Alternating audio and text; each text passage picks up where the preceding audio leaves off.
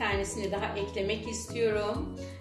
Senelerdir yaptığım bir formül ve çok da güzel bir formül bence. Mutlaka siz de bir şekilde bunu yapıyorsunuz. Ama bir de bu şekilde denemediyseniz eğer denemenizi tavsiye ediyorum.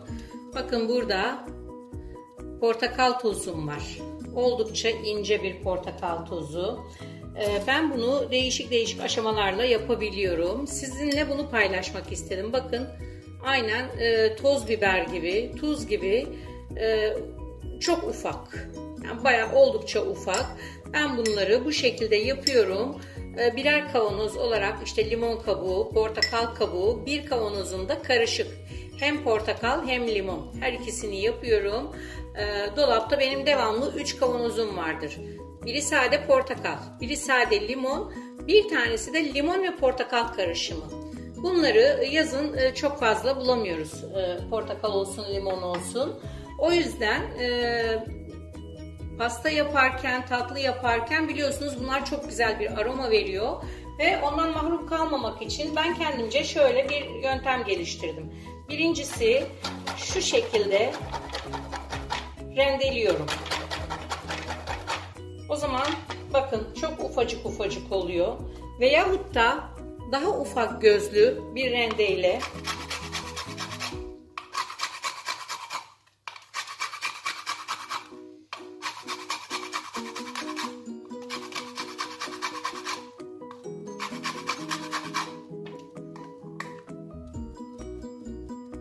bakın ne kadar ufak. Çok minik oluyor. Bunları bir de kururken düşünün. Kurudukları zaman daha da ufalıyorlar. Bunları iyice kuruttuktan sonra ben bir kere de rondodan geçiriyorum. İyice toz oluyor. Rondodan geçirmeseniz de olur. Direkt bu şekilde kurutup direkt kullanabiliyorsunuz. Ama bazen bazı mesela kurabiyelerde dişe gelmemesi gerekiyor. Direkt unun üstüne atıyorum. O yüzden ben rondoyla çekmeyi tercih ediyorum. Bu şekilde karışık yaptığım oluyor.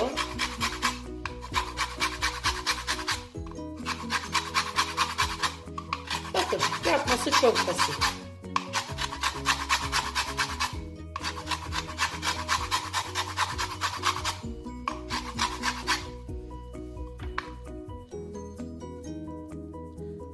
Bunları bu şekilde yapıp bir tepsiye koyuyorum.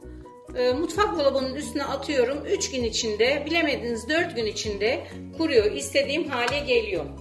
Bunları kullanmanın başka bir yolu daha var. Portakalları ben özellikle sıkma portakalı ama ince kabuklu sıkma portakalı. Bunları bu şekilde ince doğruyorum. Beyaz kabuğunu çok almamaya çalışıyorum.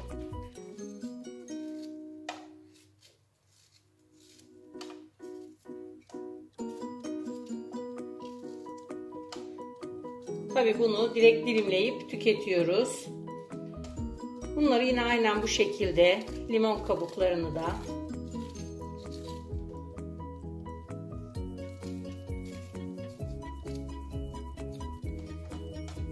yapıyorum. Şu şekilde ufaltıyorum. Şöyle minik yapıp ufaltıyorum. Bunları da yaz olsun, kış olsun çayı çok güzel oluyor bunun. Bunlar kuruduktan sonra yine bir kavanoza dolduruyorum. Özellikle kış aylarında bir kupanın içine bir tarçın eşliğinde üzerine de biraz kaynar su döktük mü inanın muhteşem bir çay oluyor. Yazın da yapabiliyoruz bunu. Yazın yine üzerine kaynar su koyup tarçın koyup geceden yapıyorum. Tezgahın üstüne bırakıyorum. Ertesi gün sürahiye doldurup içine 2-3 dal naneyle müthiş bir içecek, soğuk içecek oluyor. Bunları yapmanızı tavsiye ediyorum. Çok basit şeyler, çok pratik şeyler ama çok da güzel şeyler. Her mutfakta olması gereken şeyler. Evet arkadaşlar, ben hemen hemen 2-3 günde bir bu işlemi tekrarladığım için az soydum. Mesela bunlar bugün tüketilecek olanlar. Mutlaka tüketmemiz gerekiyor. Aksi takdirde dış kabuğu sertleşiyor. Rahat yenilmiyor. O yüzden ben sadece size göstermek için Bakın kesinlikle bu çayı yapıp denemelisiniz. Yazında soğuk olarak çok nefis, kışında sıcak olarak çok rahatlatıcı bir çaydır. Aynı zamanda rendelemek istemezseniz eğer bunları bu şekilde yine ufak ufak doğradıktan sonra kuruyor. Bu haliyle rondodan çektiğimiz zaman da gayet güzel oluyor. Hani rendeyle uğraşmak istemezseniz eğer bunları biraz daha o zaman biraz daha minik minik doğrayıp kuruttuktan sonra direkt rondoyla çekebiliyorsunuz. Rendelemek de böyle basit işte. 2-3 günde bir benim böyle yani kış boyu yaptıklarımdan çok rahatlıkla 3-4 tane kavanozum çıkıyor. Ve yazın rahat ediyorum. Kurabiyelerimde, pastalarımda kullanıyorum. Onun dışında başka bir şey daha göstereceğim ben size. Atıyorum krem şantili bir şey yaptığınız zaman, böyle toz gibi yaptığımız zaman krem şantili bir şey yaparken şöyle bir süzgecin içine bir çay kaşığı koyup krem şantinin üzerine şu şekilde döktüğümüz zaman hani pudra şekeri döker gibi krem şantili tatlılara da portakal ve limon karışımı olan çok yakışıyor. Ben denedim, müthiş bir tat veriyor. Denemenizi tavsiye ediyorum. Evet arkadaşlar, hepsi bu kadar işte. Bakın bir sürü zaten şurada kullandığım 4 tane ufak portakal, minnacık sıkmalık portakal ve 2 limondan oldukça kabuk çıktı. Bunlar da 2-3 gün içinde atıyorum dolabın üstüne, 2-3 gün içinde gayet rahat ve güzel kuruyor hiçbir sorun olmadan. Evet, şu anda rendelediğim portakal kabukları iyice kurudu. Bakın bu şekilde de pastalarda, kurabiyelerde kullanabilirsiniz. Ama böyle bir makineniz varsa ve onu öğütürseniz çok daha iyi olur.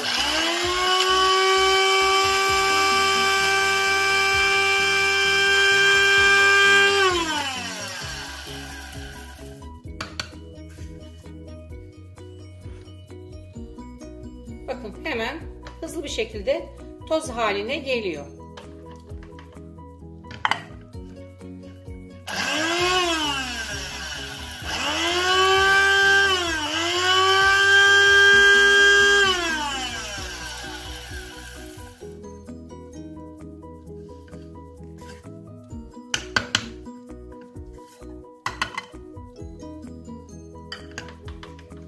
Tam istediğim şekilde oldu.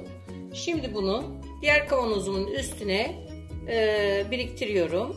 Bu şekilde birer kavanoz elde ettiğim zaman hem limon kabuğundan hem portakal kabuğundan bunları buzdolabında muhafaza ediyorum. Bir yıl boyunca bana yetiyor. Ben size şöyle daha yakından da göstermek istiyorum.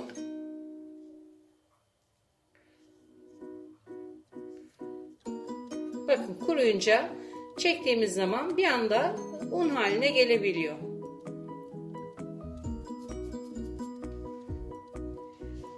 Evet, gördünüz işte kısacık bir sürede şu kadar bir pastalarımız için, tatlılarımız için, kurabiyelerimiz için, özellikle süt tatlısına da çok yakışıyor.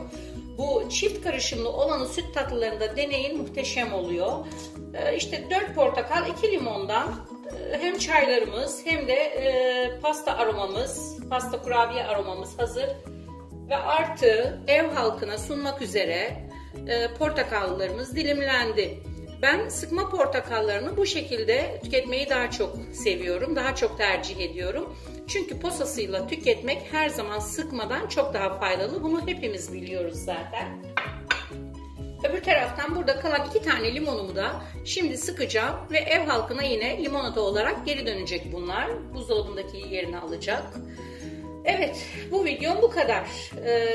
Beğendiyseniz eğer, hala abone değilseniz abone olmanızı, bildirimleri açıp beğeni ve yorum yapmanızı, bana destek olmanızı istiyorum. Sizin desteğinizle daha güzel videolar, daha fazla püf noktaları paylaşmak istiyorum.